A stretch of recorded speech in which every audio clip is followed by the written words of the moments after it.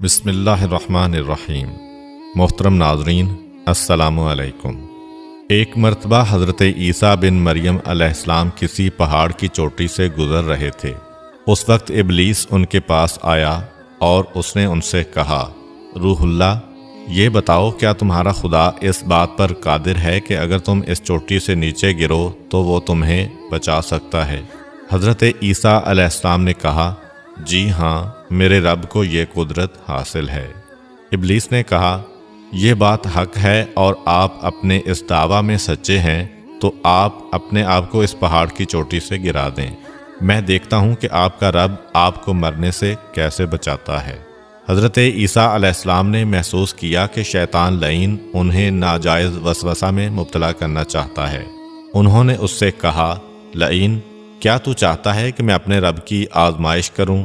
یہ علیحدہ بات ہے کہ مجھے اس بات کا یقین ہے کہ میرا خدا میری حفاظت کرے گا۔ اللہ کا ہر فرمان برحق ہے اور ہمیں اس میں شک کرنے کی کوئی گنجائش نہیں ہے، لیکن میں خدا کی آزمائش نہیں کرتا۔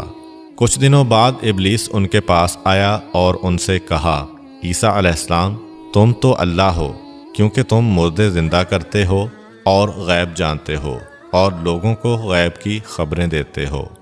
حضرت عیسیٰ علیہ السلام نے اس کی بات کاٹتے ہوئے کہا، لعین، تو جھوٹ بکتا ہے، میں خدا کا مستجاب الدعوات بندہ ہوں۔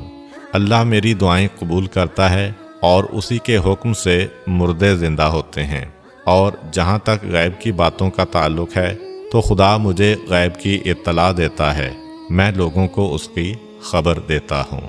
جب ابلیس نے دیکھا کہ عیسیٰ علیہ السلام اس کے جال میں پھنسنے پر آمادہ نہیں ہیں تو اس نے چیخ ماری اور ان کے سامنے سے بھاگ کھڑا ہوا۔ ابو نصر نشاپور کا ایک سلطان ہو گزرا ہے۔ ایک مرتبہ وہ لاؤ لشکر سمیت اپنے دارالحکومت میں داخل ہو رہا تھا کہ ایک مکان سے قاری کی آواز نے اسے چونکا دیا۔ ابو نصر قرآن سننے کے لیے رک گیا۔ قاری نے دلسوز آواز میں سورہ آل عمران کی آیت نمبر 26 کی تلاوت کی، جس کا ترجمہ یہ ہے، آپ کہہ دیں کہ اے اللہ، تو ہی مالک الملک ہے، تو جسے چاہے سلطنت عطا کرے اور جس سے چاہے سلطنت چھین لے، اور جسے چاہے عزت دے اور جسے چاہے ذلت دے، تمام بھلائی تیرے ہاتھ میں ہے، بے شک تو ہر چیز پر قدرت رکھتا ہے۔ اس آیت مجیدہ نے سلطان کے دل پر گہرا اثر کیا۔ وہ یہ آیت سن کر کانپ اٹھا، گھوڑے سے اترا اور رکوع کیا، پھر سجدہ بجا لایا۔ کچھ عرصہ بعد اس قاری کی وفات ہو گئی۔ اس کے ایک دوست نے خواب میں قاری کو دیکھا کہ خدا نے اسے جنت میں عظیم مقام عطا کیا ہے۔ اس نے قاری سے پوچھا کہ تجھے یہ مقام کس وجہ سے نصیب ہوا ہے؟ قاری نے جواب دیا، میں تو ایک بدکار اور گناہ گار انسان تھا، میرے نامہ اعمال میں کوئی خاص نیکیاں نہیں تھیں، مگر اس کے باوجود خدا نے مجھ پر خصوصی کرم کیا اور مجھے یہ مقام عطا کیا، اور خدا نے مجھ سے فرمایا، تو نے دنیا میں ایک سلطان کو ہماری عظمت یاد دلائی تھی، اس کی وجہ سے ہم آج تجھ پر رحم کر رہے ہیں اور تجھے بلند مقام عطا کرتے ہیں۔ جی ہاں، اللہ تعالیٰ کا فرمان ہے، فاذکرونی اذکرکم، تم مجھے یاد کرو، میں تمہیں یاد کروں گا۔ پرانے زمانہ میں انطاکیہ ایک بہت بڑا شہر تھا۔ یہ شہر ایشیائے کوچک میں واقع تھا۔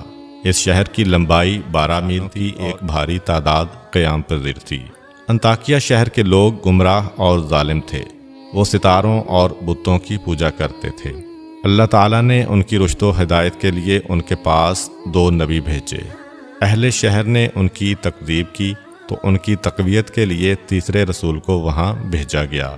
چنانچہ تینوں انبیاء نے لوگوں کو خدا کے راستہ کی دعوت دی اور شہر کے گوشہ گوشہ میں انہوں نے تبلیغ دین کی، لوگوں کو توحید کی دعوت دی، معاد اور یوم قیامت سے آگاہ کیا اور انہیں عذاب خداوندی سے خبردار کیا۔ اہل شہر بڑے بدبخت تھے۔ 3 انبیاء کی مشترکہ تبلیغی کوششوں کا ان پر کوئی خاص اثر نہ ہوا اور پورے شہر میں صرف 40 افراد نے ہی دعوت حق کو قبول کیا۔ شہر کے دوسرے لوگوں نے تینوں انبیاء اور ان کے پیروکاروں کو پکڑ کر انہیں سخت اذیتیں دیں اور ظلم کی انتہا یہ کی گئی کہ ان مظلوموں کی گردن میں سوراخ کر کے اس میں رسیاں ڈالی گئیں اور شہر کے ظالم لوگ رقص بسمل سے لطف اندوز ہوئے۔ اس شہر میں ایک مرد مومن رہتا تھا جس کا نام حبیب النجار تھا۔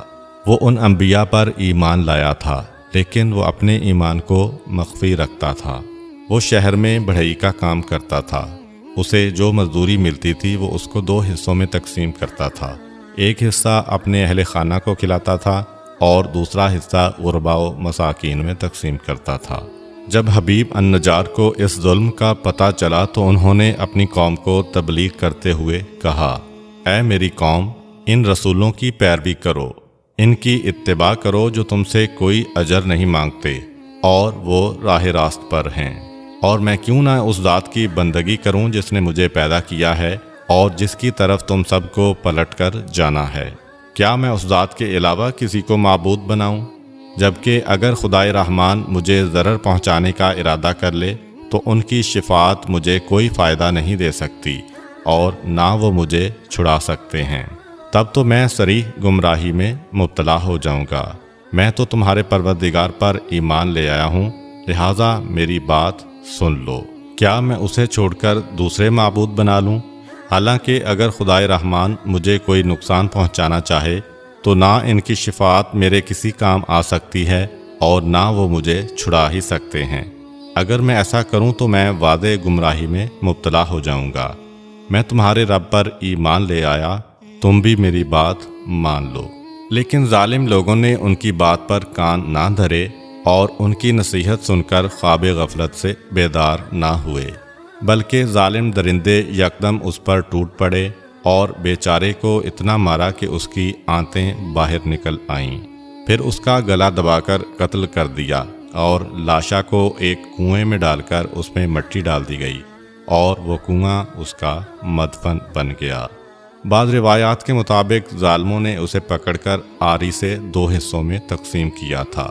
ایک اور روایت میں مذکور ہے کہ لوگوں نے اس کی گردن میں سوراخ کیا اور اس میں رسی ڈالی اور پھر اسے صلیب پر چڑھا دیا، جہاں اس کی موت واقع ہوئی۔ حبیب النجار کو موت سے قبل انبیاء دکھائی دیے تو اس نے یہ آخری الفاظ کہے، میں تمہارے رب پر ایمان لایا ہوں، میرے گواہ رہنا۔